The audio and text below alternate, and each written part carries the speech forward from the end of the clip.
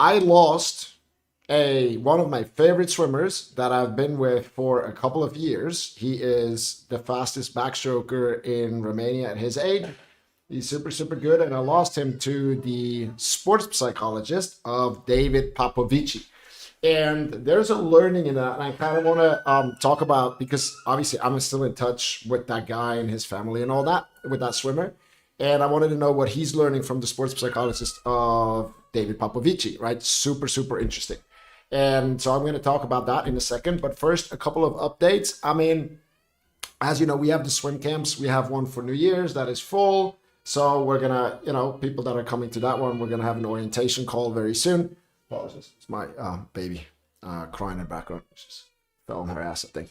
And then we got 2 camps in August, right? One is from August 4 to 14, and we got one from the 17th to the 27th. Now, in that second August camp, we have world record holder Milorad Čavić, who's coaching there all 10 days. Now, if you don't know Milorad Čavić, what I would recommend you do, you go on Google, type him in, look him up. He went 49 something in a 100-meter fly long course, right? It's absolute, like, super good starts, turns on the waters, so fast. So he's gonna be coaching alongside Yul and myself for all 10 days. And we're working on getting Peter Mankoč, who's also a world record holder, 100 IM. He won that like 10 times in a row at European champs and world championships.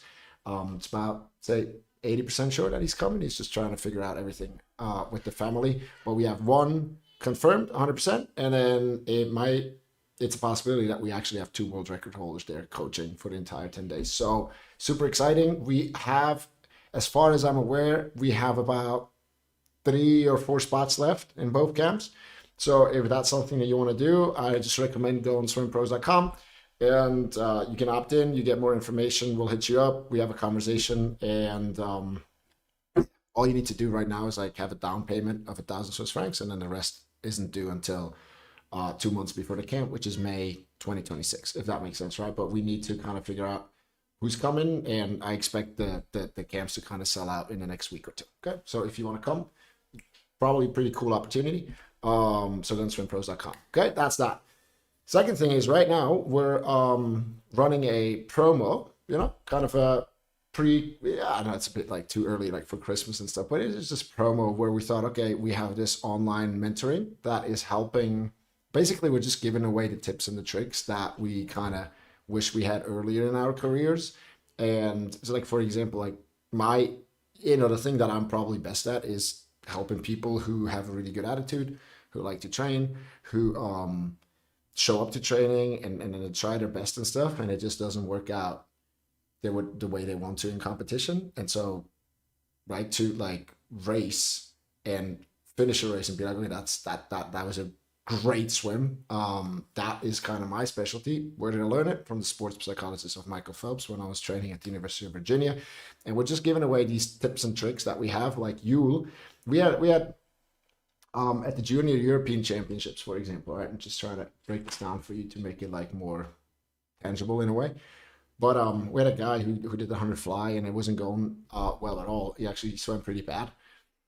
And then the next day, you would do in the small pool, right? And inside in the 25-meter pool, they would do like some speed drills for his fly and stuff. And he started to look amazing just doing like these different kind of speed drills in the water that he's never seen.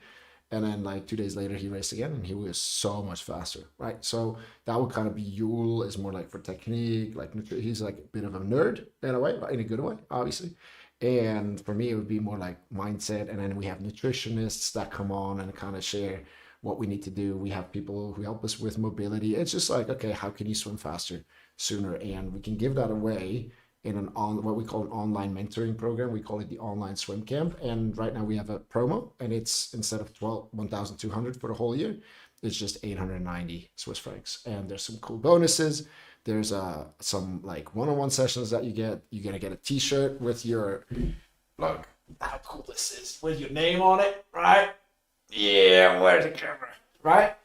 So there's a couple cool bonuses. So if you want to do that, just go on swimpros.com/promo, and you have all the details there, right? You can send us a text, you can email us at info at swimpros.com, or you can just kind of enroll there and we take it from there. Okay, so that's kind of the updates, what we've been working on. Now, I want to talk about this thing where I lost a client, right? To the sports psychologist of Popovici. So like, you see, it's always interesting for me. Of course, I'm a little sad to lose a client, especially he's been like one that I've been with for years, and like his development is like, if you look it up, it's just absolutely fantastic. And you see, okay, so then you're like this young kid, and then like he got approached, I guess, by the sports psychologist of Popovici, so which is pretty cool, right? Super intriguing. And so he started working with him, and obviously I'm cool with that. And I have a feeling he's going to come back because, just because you're a sports psychologist of Popovici doesn't mean that you made Popovici. You know what I mean? Popovici started seeing somebody when he was already really, really good, if that makes sense. So it's not like just because somebody's coaching, because I've coached an Olympic champion, doesn't mean that I know everything, right? So, and he might have that. I wish him all the best. But what was interesting for me, I hit him up obviously because I wanted to know, okay, so what are you guys doing, right? Because I'm like interested. I want to learn. I want to know. I want to kind of figure out what,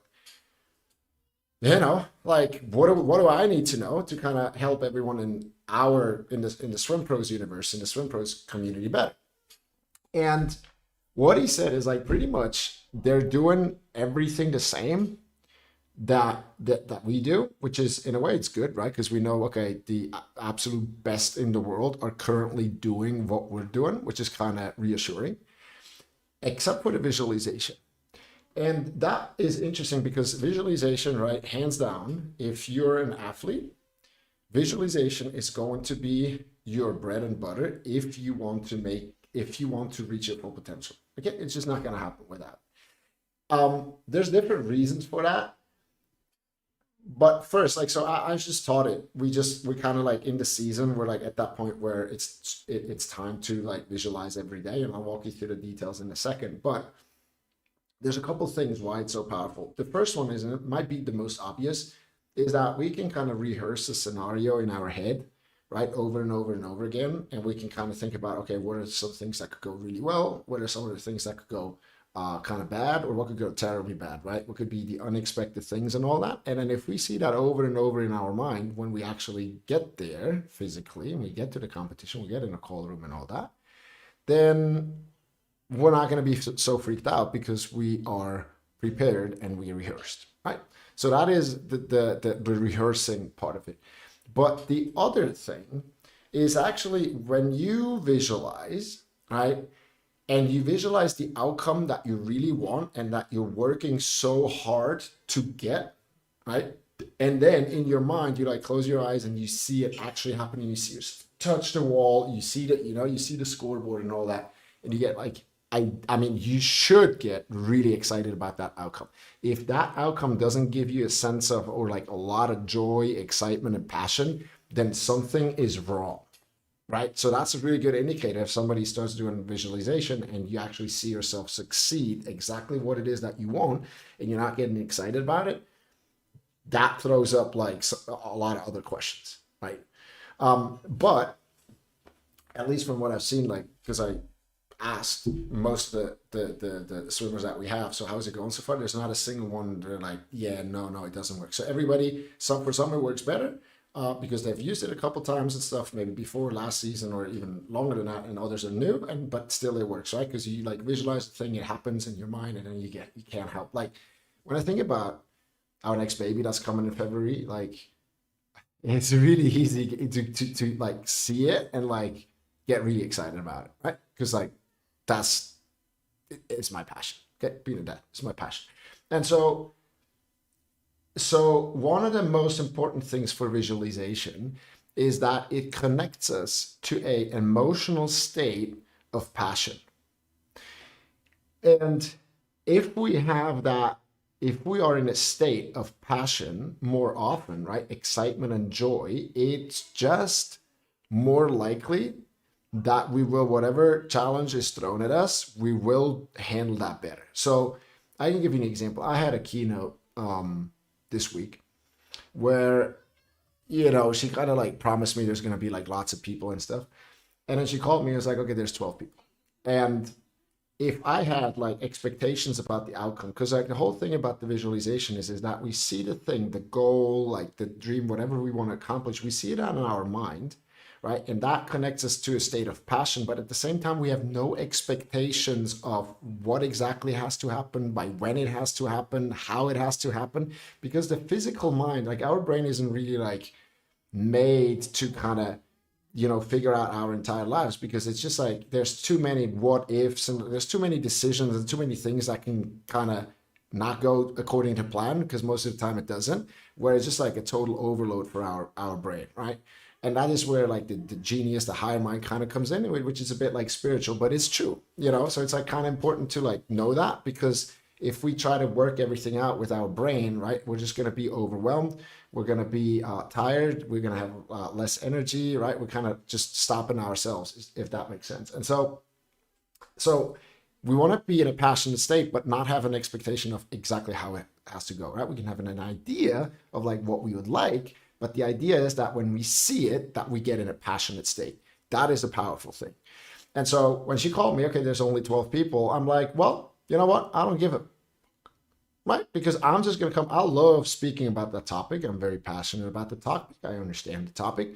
And I'm going to show up, you know, if there's one person, 10, 100, or 1,000, I don't care, right? And that's kind of the attitude. It's like, no matter what the outcome is, I would still choose to be in that competition because I love swimming, because I'm passionate about swimming.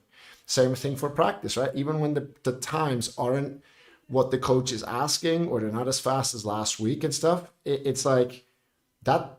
Even if you had the slowest training of the entire season, you would still love to be there because you have a passion for swimming, right? And that's kind of the idea of visualization, to connect this with that passionate state more often, every day. It will get easier for us to get into that state, to remember it, to be in it for longer, and it will just help us have better practices, and it will obviously help us with, you know, being excited and just work better every day, so that we're more likely to actually achieve what we want in the big competition, if that makes sense, right? And so what the sports psychologist of Popovici said, though, because I used to teach what I call the pro visualization, where they close their eyes and they use their entire body to like swim their race. And he knew about that because my client, right, or my former client went to him and was like, oh yeah, but we used to do it like that. And he's like, yeah. And he knew about it and he said it's powerful. But here's what he said. It's like the most important thing for visualization is that you actually do it.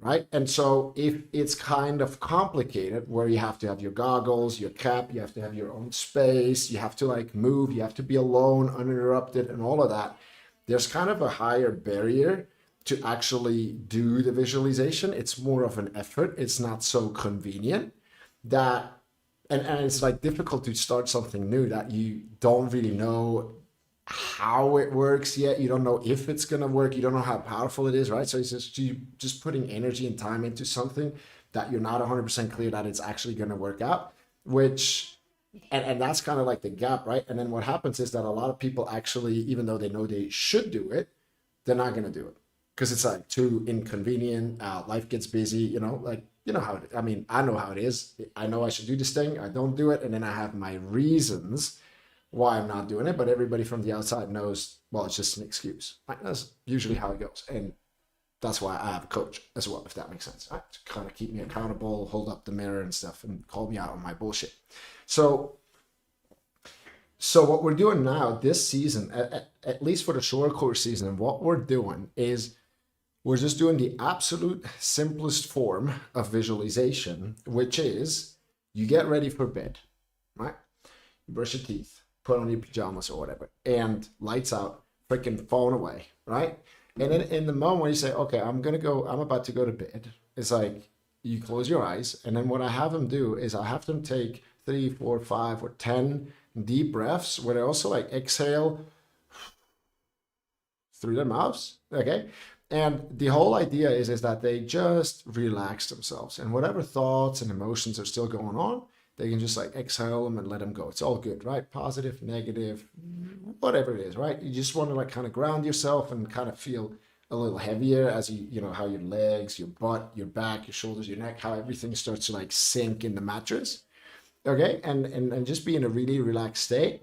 And then I just have them visualize their ideal race. Okay. If they're more advanced, they can do like, if they mess up and stuff and different situations. But if they're starting, I just want them to pick their favorite race and their favorite pool, or the pool that they know where they're going to race. And then just visualize their best, say like 100 fly that they've ever done. Right.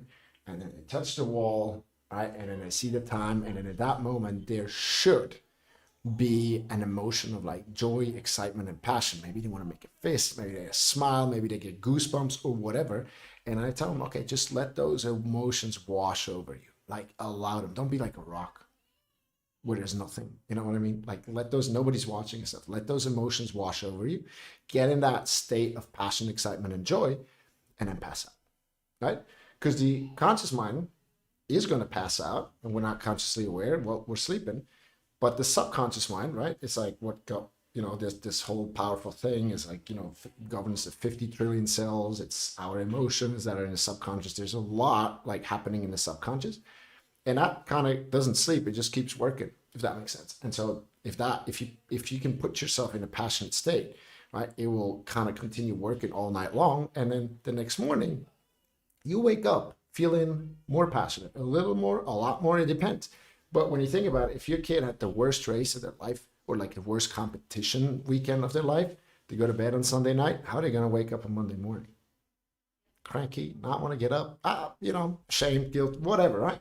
But if they had just gotten a national record, or just had the best competition of their life, then the Monday morning is going to be a lot of fun. Right? So that is kind of the idea. And the visualization, you know, it's the most kind of convenient, without, I mean, the barrier is like, you know, it's going to take like 3 or 4 minutes to kind of do it, but it's a really low barrier. And so then the swimmers are going to be a lot more likely to actually do it, right? And then they'll be more likely to get a result, or different behavior, different results, if that makes sense, right? So we adjusted that, took that from him. So there's like good learning for everybody. And we're going to do this all short course season long. And then we'll see how everybody likes it, where we're at, what the results say. And then we might like switch it back to the pro visualization where you use your entire body and stuff, or we might just do it individual for, you know, because often it's like if it works really well for someone, we might not have to change anything, you know. And if it doesn't work so well, then we can start to like adjust. So that's kind of the what I learned from the sports psychologist stuff. Popovici, and I made some notes if I wanted to share something else. Oh yeah, look, what I do. So like, if you're trying to like build a new habit, and this may be useful for you parents as well. I struggle with that. Okay, and because changing habits is really difficult, and so I had to find like an idiot-proof way to kind of do it. And what's worked best for me is, and there's a book called Atomic Habits, which is a really good book because it's all about habits, and it's like science backed, right? So it's not just like that. This is how I feel and stuff. It's science, lots of research that he did, that he put together and all that. So really good book. And what they found is that if you want to have or start like a new habit, like doing a 3-minute visualization every night before you go to bed, the best thing to do is like to do it before something else that you're already doing anyway. So what I had to do, for example, when I wrote down kind of like a recap of the day and a couple wins that I had, you know, I still do that. It's called the gap versus gain thinking. If you know, that's kind of, it's on the YouTube channel. It's a phenomenal thing. If you don't know it, search for it. I highly recommend you do that as a family at the dinner table or whatever. It is super, super powerful. Anyway, so I had this big fat pen right where my toothbrush is, right? And every night, so I'll brush my teeth before I go to bed, right? And so I would go there, and then I see the pen next to the toothbrush, right? And at that point, it was like, oh, yeah, right. Write down the 3 gains. So I would go, write down my 3 gains, and I'll put the pen back where my toothbrush is, take my toothbrush, brush my teeth, right? And go to bed. And I'll just do that. And, you know, like a month or 2 later, it was like a habit. And now I I no longer, like, for a long time, I don't have to think about it. I just do it, right? It's just like brushing my teeth, super easy. It's a habit. Once it's a habit, it requires no more energy, because it would require energy to not do it, right? So it's very useful. That's why I always say change your habits, change your life, because yeah, that's just how it works. Okay, so people who look very disciplined, it's not that they're more disciplined, it's just that they have a set of good habits that they've kind of built over time, right? That's it. So yeah, you do it before something else that you now with visualization. It's like the last thing you want to do before passing out. So that's not really possible. So what I have them do, I just have them like take a piece of paper and write like a cue, like passion or joy, or it could be as boring as visualization, or it could be an eye or something like that. And I just have them put that on a pillow, right? And then before they go to bed, they see it. And the powerful thing about that is that they can still not do it, but at least they made a choice against it. They made a choice not to do it, which is okay for me, right? If you choose not to do it, that's on you. But like the worst kind of thing is like, oh, I got busy, I forgot, because that's lame, right? And so that's what we can do as the coaches, is like give them like the idiot-proof way that I had to use, where you just like, you see the thing and you're like, okay, now it's my choice. I'm super, super tired. I'm just going to pass out, and don't do it. But what we find most of the time, people will actually do it because they know it benefits them, right? Because, yeah, so that's, you just have that cue on the pillow as you go to bed, right? You put the thing on the night table or whatever. And then in the morning, that's the important thing, is like when you leave, you put the thing back on the pillow so that when you come back at night, it's actually there, right? So that's like the easiest kind of thing. Okay, so I got coaching session now. As I said, if you got any questions, text me, text Yul. You can email us at info@swimpros.com. There's camps, there's the promo. It's camps are just swimpros.com, and then the promo is swimpros.com/promo. You get all the details there.